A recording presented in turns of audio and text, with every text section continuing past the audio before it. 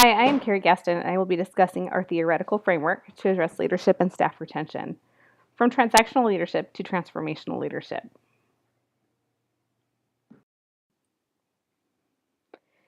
To better understand transactional leadership, we need to define it. Transactional leadership has three subtypes. First, passive management by exception. According to Gardner, people who exhibit this style of leadership only take action after problems occur or mistakes are made. They intervene only when issues are obvious. Type 2, active management by exception. According to Gardner, people who exhibit this style of leadership tend to pay close attention to deviations from their personal standards. Subordinates often learn to avoid mistakes or to hide them. Type number 3, contingent reward. According to Gardner, people who exhibit this style of leadership tend to set goals and establish rewards when accomplished.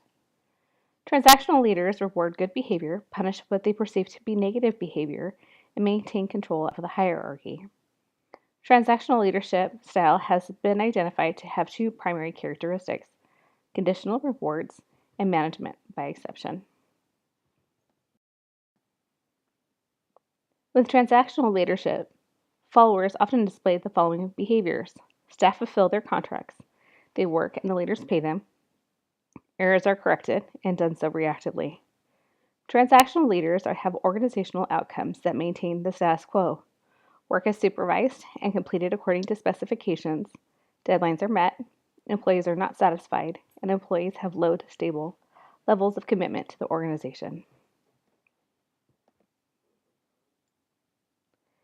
As we move from transactional leadership to transformational leadership, we should have a deeper understanding of what transformational leadership is. There are four substyles. First, individualized consideration. According to Gardner, these leaders demonstrate concern for subordinates, treat them as individuals, and listen to employees' concerns and ideas. Primary indicators of this style are listening, two-way exchange of views, and assignment of tasks according to skills and the individual professional developmental need. Type number 2, intellectual stimulation. According to Gardner, these leaders encourage staff to think through issues and problems and develop their own abilities to problem solve. Subtype number 3, inspirational motivation.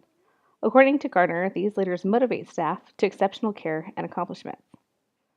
Subtype number 4, individualized influence. According to Gardner, these leaders are role models. They have charisma and demonstrate moral behaviors. These leaders are competent, use power for positive gain, and address crisis directly, all while celebrating subordinates' achievements.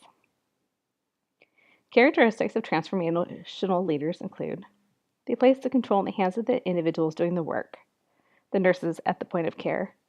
Transformational leaders focus on empowerment, learning from errors, and innovation, all of which the healthcare needs. Transformational leaders are charismatic, make individual considerations, and are intellectually stimulating. Transformational leaders are best suited to building and developing teams. Followers of transformational leaders share the leader's vision, have a sense of increased self-worth and self-esteem. They find their work challenging and meaningful. They are coached and mentored, which translates to feeling valued. Organizational outcomes of transformational leaders include a competitive edge. They have increased loyalty, organizational commitment, job satisfaction, morale, and job performance.